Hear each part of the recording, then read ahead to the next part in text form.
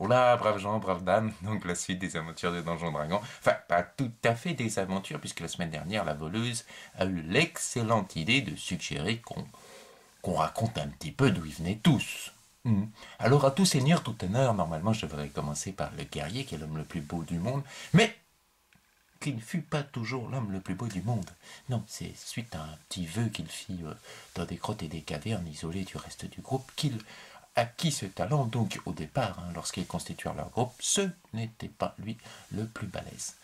Et en réfléchissant bien par qui je devais commencer, à tout seigneur, tout honneur, ça aurait pu être le paladin, mais il n'était pas là aussi au début des aventures, donc je vais commencer très judicieusement par le plus petit de la bande, le Hobbit. Alors vous me direz, oui, le Hobbit il fait pas non plus partie de la bande, il vient juste d'arriver dedans. Il a été sauvé par le guerrier alors qu'il était esclave d'elfe noir, mais il n'empêche, c'est quand même lui qui, quelques années plus tard, racontera l'histoire de tous ces aventuriers. Lui et puis aussi éventuellement le Bard. Mais je pense que les gens entendent plus facilement des histoires de Hobbit que de Bard, parce qu'ils se mettent toujours à faire ça en chantant, en faisant des circonvolutions, des laits, en employant des mots que personne ne comprend. Alors que le Hobbit, lui raconte son histoire, et puis en plus tu manges, tu bois, c'est quand même plus chouette.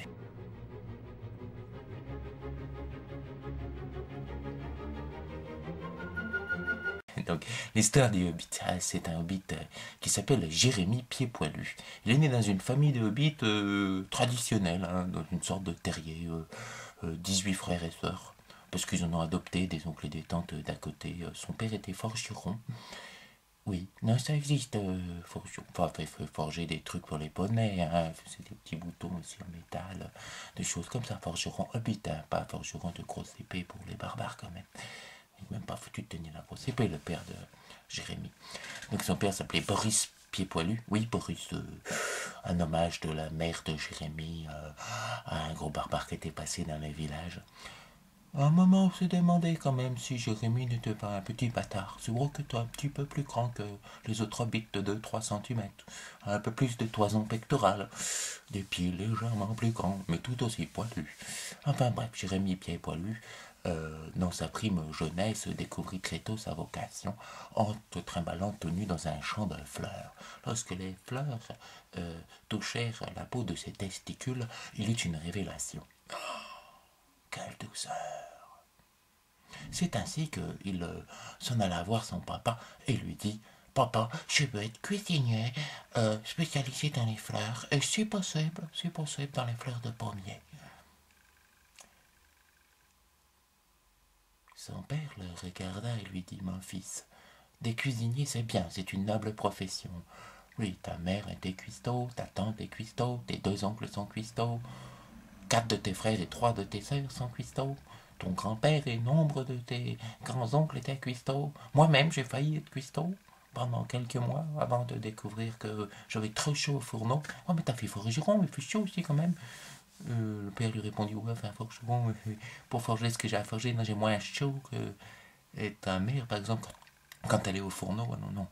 Alors, cuisinier, oui, surfleur, c'est pas idiot. On a déjà un cuisinier des céréales, un cuisinier spécialisé dans les compotes, un autre qui est spécialisé dans les tourtes, les fleurs, oui, sans doute. Oui, oui, oui, le Hobbit, le petit Jérémie, je cristalliserai les pétales, ça sera du miel, oh, ça sera bon.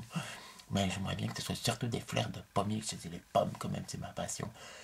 Le père de Jérémie le regarda. Oui, oui, je sais, tu te roulais très tôt déjà petit, que les pommes soient pourries ou pas. Le petit se souvenait pas, mais c'est vrai que pendant un moment, il se rappela maintenant avoir été appelé pomme pourrie par ses petits camarades. Enfin bref, le père le regardait et fait: Oui, si tu veux, les fleurs, mais ne te spécialise pas trop.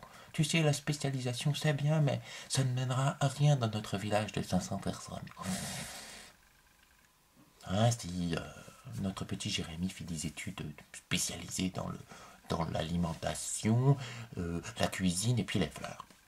Et c'est en allant cueillir quelques fleurs, quelques années plus tard, qu'il se fit capturer par une avancée d'elfes noirs qui aimaient bien chasser pour apporter des petits présents à leurs enfants. Oui, il fut capturé assez facilement, parce que bon, quand on a envie de cueilleur de fleurs ou ramasseur de fleurs dans les arbres, si on court pas bien vite, en fait. Et il fut donc l'esclave sensoriel, hein, l'éveil des sens, pour pas dire sexuel, parce que quand même c'était une petite fille, elle ne pouvait pas faire grand chose avec le Hobbit, il faut rester sérieux quand même. Pendant 2 ans, dans une cité d'elfes noirs où il apprit certains pans, on va dire, du sadomasochisme drôle à ses dépens. Il fut torturé, hein, il perdit des parties de son anatomie, parce que bon, fallait bien que la petite fille joue aussi avec lui, et il fut délivré par un brave guerrier enfermé dans une toile, après qu'il ait, lui, le Hobbit, assassiné son bourreau, quoi. Une petite fille qui néanmoins a une sœur jumelle qui ne tardera pas certainement dans les aventures futures à vouloir venger sa petite sœur après s'être consacré totalement à l'Olt. Donc le Hobbit suivit ensuite les aventuriers au cours de leur pérégrination et il eut du mal à choisir une profession parce que c'est vrai que cuistot spécialiste de fleurs quand on est dans une troupe d'aventuriers, c'est pas évident. Il donna quand même une petite contribution à ce groupe pour l'appeler la Compagnie du Masque Plouf. Ah oui, c'est lui qui trouva le nom du groupe d'aventuriers quelques mois plus tard, parce que toutes les suggestions des uns et des autres ne menaient à rien, étaient trop guerrières, trop bardes, trop magiciens elfiques, trop what else, trop avec le guerrier, trop Georges Clooney, tu vois. Le Hobbit, la Compagnie du Masque Plouf qui représentait un petit peu leur dieu, quoi. Le Hobbit eut du mal à choisir entre l'homme au masque sombre et Plouf, et il se dit qu'il allait vénérer les deux. Sans quoi il n'eut pas le tort, oui, quand on réfléchit à la suite des événements dans le domaine des dieux, mais ça on en parlera plus tard. Bien beaucoup d'aventures. Et les Hobbits finit par suivre, je pense, je me projette, une triple carrière, oui, parce que en regardant le groupe des aventuriers, je suis tout de suite qu'il n'était pas fait pour la carrière de guerrier, ni de magicien, ni de prêtre, encore moins de paladin. Non, il hésitait entre le barde et la voleuse, les deux qui étaient prêts à lui adresser quelques caresses de temps en temps. Lui, il aurait bien aimé plus de caresses, surtout de la part de la voleuse, parce que le barde était un petit peu trop conciliant quand même à son égard. Il trouvait, surtout les nuits, ils étaient sous. Et donc, il suivit une triple carrière, comme je dis, de cuistot, voleur, barde. Qu'il interrompit au bout d'1 an et demi lorsque la compagnie connut l'ascension après moultes aventures dans des cités où il y a des mutants, des nécromants ou des géants. Ça, c'est une autre histoire. Jérémie Pieds-Poilus, Hobbit très classé, gens du commun, parce que c'est l'expression dans Donjon Dragon pour signifier que tu es d'une profession que tout le monde ferait dans la vie, mais je veux dire, dans la vie, normalement, tu fais pas guerrier, quoi, tu fais pas voleur, tu fais plombier ou cuisinier. Dans Donjon Dragon, ils ont une seule profession pour meunier ou pâtissier, c'est gens du commun. Donc gens du commun, voleur, barde, c'est bien. C'est pas monté bien haut dans les trois, mais en même temps, j'ai crois que dans toute sa carrière, il a dû tuer seulement un chien. Ben voilà. Bon, c'était pas forcément hyper comique, mais j'avais envie quand même qu'on sache un peu qui était Jérémie Pieds-Poilus, qui de temps en temps racontera l'histoire de nos héros à tous ses petits-enfants, tout ça. Oui, parce que même quand on a une couille, on peut avoir des petits-enfants. Ouais, voilà. La semaine prochaine, je pense que quand même, à tout seigneur, tout honneur, ils vont me faire la gueule si je raconte pas l'histoire du guerrier, que je donne son nom, tout ça à ta famille. Il y aura peut-être une histoire de questionnaire, un petit peu genre portrait chinois, que j'ai pas fait pour le Hobbit, parce que les Hobbits sont déjà un part.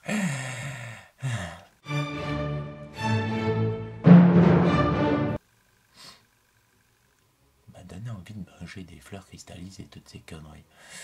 Ouais. Tiens, je vais me faire des biscuits à la violette. À la violette.